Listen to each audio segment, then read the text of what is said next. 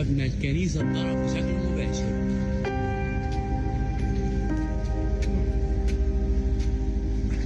امسك 12 مصابين وكبار في السن.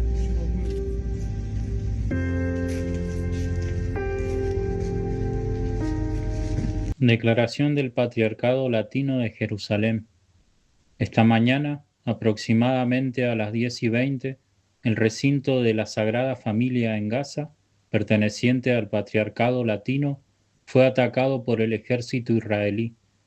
Hasta este momento, 3 personas han perdido la vida a causa de las heridas sufridas y otras 9 resultaron heridas, 2 de ellas en estado grave. El párroco de la comunidad, el padre Gabriel Romanelli, sufrió heridas leves. Continuano a giungere anche in questi giorni notizie drammatiche dal Medio Oriente, in particolare da Gaza. Esprimo il mio profondo dolore per l'attacco dell'esercito israeliano contro la parrocchia cattolica della Sacra Famiglia in Gaza City. Come sapete, giovedì scorso ha causato la morte di 3 cristiani e il grave ferimento di altri. Prego per le vittime: Saad Issa Costandi Salam, Fomia Issa Latif Ayad, Najwa Ibrahim Latif Abu Daud. E sono particolarmente vicino ai loro familiari e a tutti i parrocchiani. Tale atto purtroppo si aggiunge ai continui attacchi militari contro la popolazione civile e i luoghi di culto a Gaza. Chiedo nuovamente che si fermi subito la barbarie della guerra.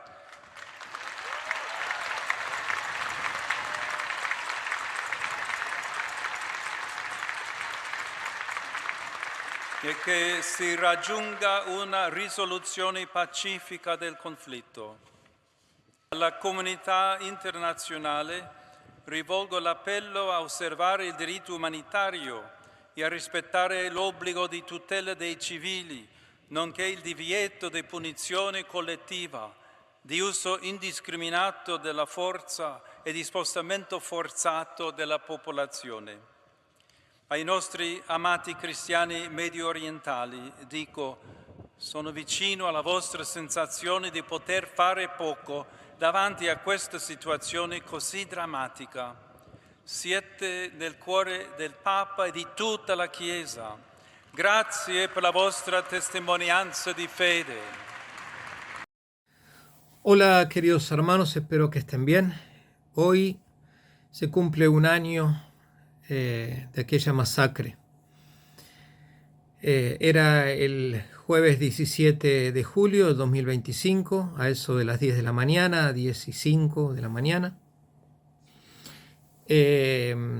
Habíamos rezado a la mañana, como solíamos hacer, la adoración en silencio, y bueno, y todos estaban en sus actividades, principalmente dentro de los lugares donde dormía la gente. En ese momento éramos unos 450 refugiados viviendo aquí. Y como había habido días donde se escuchaban bombardeos, llegaban esquirlas, tiros, la gente se le había dicho y bueno, y tenían más precaución, pero de todas maneras salían, digamos, porque en realidad en toda la guerra hubo peligro. Entonces salían dentro del compound, quien tenía que ir al baño, por ejemplo, o a cocinar algo, o a asistir a un enfermo, o buscar algo necesario. Pero bueno, trataban de estar siempre bajo techo. Y de todas maneras no había nada en concreto por lo cual uno pudiera prever ese suceso. Y bueno, ya a esa hora de la mañana un proyectil, una bomba, ¿cómo es? Un cohete, no sé cómo se llamará técnicamente, impactó el frente de nuestra iglesia, la iglesia de la Sagrada Familia de Gaza. Y de esa explosión, las piedras que cayeron de la explosión contra el frente de la iglesia mataron a 2 personas, 2 señoras mayores que estaban sentadas abajo de una de las tiendas, tomando un poco de aire, ya que estaba relativamente serena en ese momento situación. Y las esquirlas de metal mataron también a uno de nuestros porteros que estaba justamente cuidando el ingreso del predio, e hirieron a 12 personas.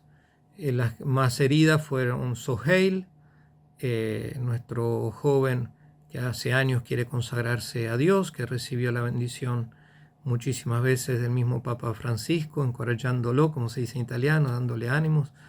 Él está bien, está fuera de peligro, pero sufrió distintas operaciones y bueno, siempre se está recuperando de eso. Le va a llevar mucho tiempo, pero está bien.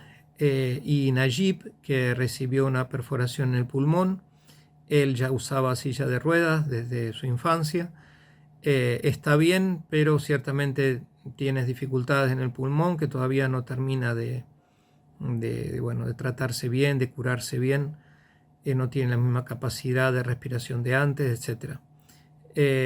Y bueno, los otros que fuimos heridos estamos bien, han sido heridas menores, se puede decir, o medianas y menores. Era un día, como digo, sereno, lo que se puede llamar sereno, una barbaridad. Yo estaba sentado aquí mismo en mi escritorio, había tenido una entrevista por el libro que estaba haciendo, que bueno, ya salió, gracias a Dios, todavía no en español, esperemos que algún día salga en español, salió en otros idiomas, en varios idiomas, el original es en francés. Y digo, terminé una obra que tenía con quien me ayudó a escribir el libro, que se llama Guillaume de Dieulevelt. Y bueno, y antes de seguir trabajando, acá habían 2 familias que vivían acá en el despacho parroquial, ¿no? Salí, había visto al padre Yusuf que estaba tomando mate. El padre Yusuf desgraciadamente tuvo que dejar esta misión con gran dolor de su alma. Sigue estando como es en Medio Oriente, pero tuvo que dejar la misión hace unos meses ya, como saben. Entonces digo, salgo, ahí me pongo en la puerta de nuestra casa, hay una escalera. Y entonces le pregunté si tenía el mate, cómo estaba, y le pregunté alguna cosa más.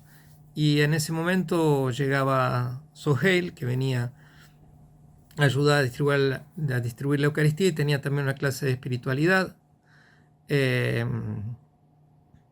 Y bueno, no hice más que saludarlo, ya lo había visto a la mañana en la adoración, pero bueno, lo volví a saludar, que se escuchó el impacto y que la verdad fue ahí toda una locura asistir en primer lugar a los heridos más graves, y bueno, la verdad que fue una cosa muy, muy, muy triste, muy grave. Como yo había sido herido a la pierna, también fui al hospital. Igual de todas maneras quería ir para asistir a los que estaban más graves. Llegué a darle la absolución con la bendición papal a las 3 personas que fallecieron. Las 3 personas que fallecieron, una es la abuela era la abuela de Soheil, que se llamaba Imshadi Abu Daud. Otra señora anciana, mayor de edad, no estuvo nunca casada, se llamaba Fumia. Y nuestro portero, que también era célibe, Saed, Fumia era Fumia Tarasi, y el portero era Saed Salama, un flor de tipo, una persona muy buena, muy sacrificada. Así que bueno, pude asistir a ellos, también pude asistir a Soheil, ya que nos atendieron a él, y a Najib también. Estábamos en el mismo lugar, era una tienda en lugar de emergencia del hospital. Ese mismo día, bueno, a la tarde, mientras se estaban llevando y se habían llevado ya los funerales, tuvimos la Santa Misa, vino mucha gente, rezamos por la paz, pidiendo el perdón de los pecados, el final de esta guerra terrible.